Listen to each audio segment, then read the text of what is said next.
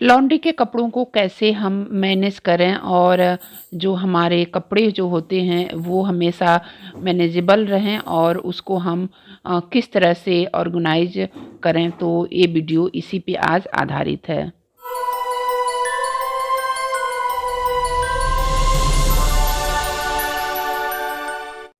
सर्दियों में वूलन कपड़ों या फिर घर के जो कपड़े होते हैं उसको मैनेज करना बहुत ही एक डिफ़िकल्ट टास्क हो जाता है कि हम उसको कैसे मैनेज करें, उसको कैसे हम ऑर्गेनाइज करके रखें। तो सबसे पहले जो है आप अपने लॉन्ड्री का जो होता है कि जो वूलन कपड़े होते हैं उनको अलग डिवाइड करिए और जो आपके डेली वियर के जो कपड़े हैं उनको अलग डिवाइड करिए। तो इस तरह से करने से जो है हमारे काम है आसान हो जाएंगे और इसे जो है 2 बार में आप इसको कर सकते हैं। तो एक बार लॉन्ड्री का कर सकते हैं, फिर एक बार शाम को लगा सकते हैं, स्टैंड वगैरह पे उसको डाल सकते हैं। तो आज मेरी जो लॉन्ड्री है, आज बहुत ज़्यादा लॉन्ड्री मेरी थी और इसको मैंने आज 2 टाइम में धुला है। तो शाम का मैंने यहाँ दिया वगैरह जला लिया है और उसके बाद ये कपड़ों को फ़ोल्ड करने में बैठी हूँ और साथ में भी चाय भी पी रही हूँ। क्योंकि यही टाइम होता है मेरे कपड़ों को फ़ोल्ड करने का और उसको रखने का, क्योंकि मैं डेली कपड़े मैं कहूँ नहीं फ़ोल्ड करती हूँ, क्योंकि डेली कपड़े मैं नहीं फ़ोल्ड कर पाती क्योंकि समय का थोड़ा-सा अभाव रहता है और क्योंकि मैं 2 दिन में 1 बार भी कपड़े ही फ़ोल्ड करती हूँ और एक बास्केट में मैं रखती जाती हूँ जो हो जाते हैं, उसके बाद फिर मैं इस तरह से इकट्ठे बैठ कर के फ़ोल्ड करती हूँ। इससे होगा डेली का जो है हमारा जो टाइम भी सेविंग होगा और हमारा जो अदर काम है वो भी समय से हो जाएगा। क्योंकि आज के ज़माने में सबके पास जो हैं 4-5 एक्स्ट्रा कपड़े जो होते हैं वूलन के या डेली वियर के कपड़े रहते ही रहते हैं। तो मुझे नहीं लगता कि डेली ऑर्गेनाइज़ करने की आवश्यकता पड़ती होगी और उसको टाइम टू टाइम हम अपने समय के अकॉर्डिंग जैसा हमारा समय रहे उस हिसाब से हम उसको ऑर्गेनाइज़ कर सकते हैं। तो साथ में रहता है कि जब मैं यही शाम के समय ही कपड़ों को फ़ोल्ड करने का मेरा टाइम, जब से जो मेरे पुराने व्यूअर हैं वो जानते होंगे और मैं इसी तरह जो है कपड़े को फ़ोल्ड करती हूँ। और बाबू का जो होता है, अगर बाबू रहता है तो उसके कपड़े जो हैं मैं डेली फ़ोल्ड कर देती हूँ क्योंकि उसको डेली चाहिए होते हैं और क्योंकि और बड़ों के कपड़े जो होते हैं उसको मैं पार्ट वाइज़ में उसको फ़ोल्डिंग करती हूँ। तो यहाँ पे लगभग मेरे कपड़े सारे फ़ोल्ड हो गए हैं और ये मैंने शाम की जो है ये सब्ज़ी बनाई है, आलू मटर और बीन्स की सूखी सब्ज़ी और हल्का सा इसमें मसाला भी ऐड किया है। तो बहुत ही सिंपल ये रेसिपी है और बस हल्का सा जीरा डाल के तड़का दिया है, फिर बीन्स को फ्राई करके निकाला है, फिर ये सारी सब्जियों को इसमें मैंने मिक्स कर दिया है। तो बहुत ही टेस्टी बनती है ये सब्ज़ी, आप ज़रूर इसको ट्राई करिएगा और अपना कमेंट बॉक्स में मेरे बताइएगा कि किसने किसने ये बनाया।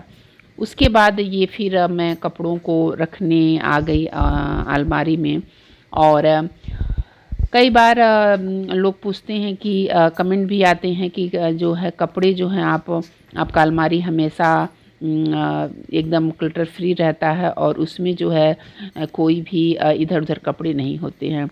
तो मेरे अलमारी के जो कपड़े होते हैं वो मैं डिवाइड वाइज़ करके रखती हूँ, अपने अलग, हस्बैंड के अलग, बाबू के अलग और वूलन क्लॉथ के लिए मैंने अलग एक बनाया हुआ है।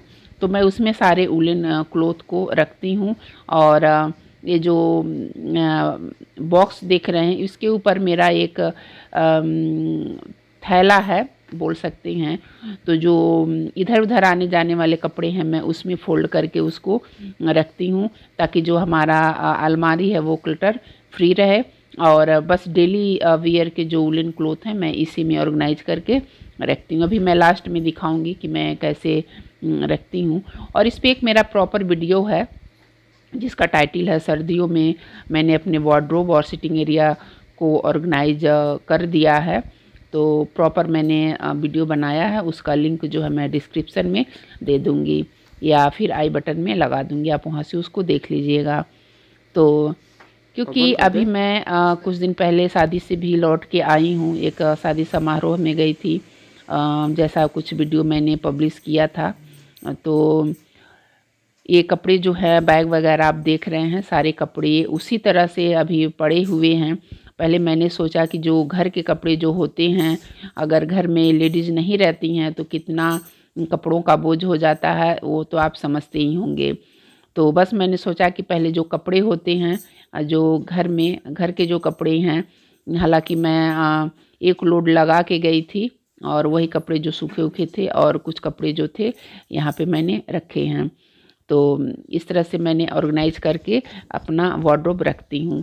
तो इस तरह से आप अपने अगर वार्डरोब को रखते हैं तो ज़्यादा जो है वो मेसी नहीं होने पाएगा और हमेशा जो है आपका कपड़े जो हैं हमेशा अच्छे से ऑर्गेनाइज रहेंगे।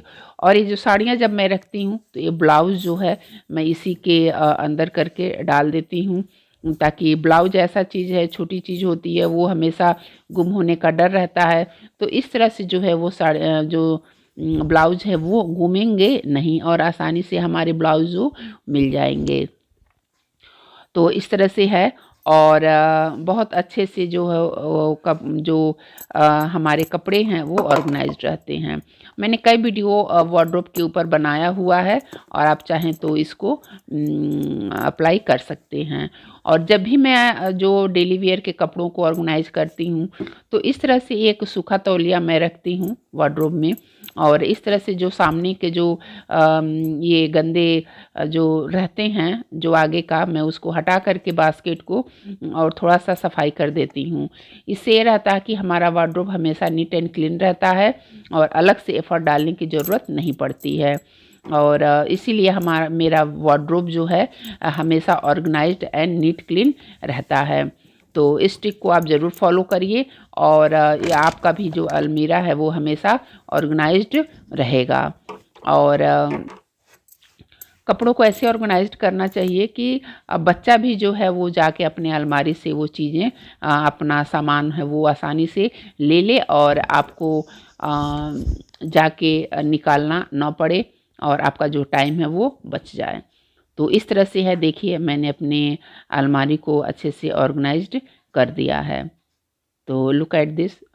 और हालांकि मैं कुछ दिन बाद आई हूँ, लेकिन जो जैसे मैं रख के गई थी वैसे थे, क्योंकि सबके कपड़े जो होता है मैं अलग डिवाइड करके रखती हूँ तो सब कोई अपना अपना ले लेता है और चीज़ें जो हैं इधर उधर मेरी नहीं होती हैं। तो इस ट्रिक को ज़रूर अप्लाई करिए और फिर मिलती हूँ आपको अपने अगले वीडियो में। तब तक के लिए bye bye and take care. Like share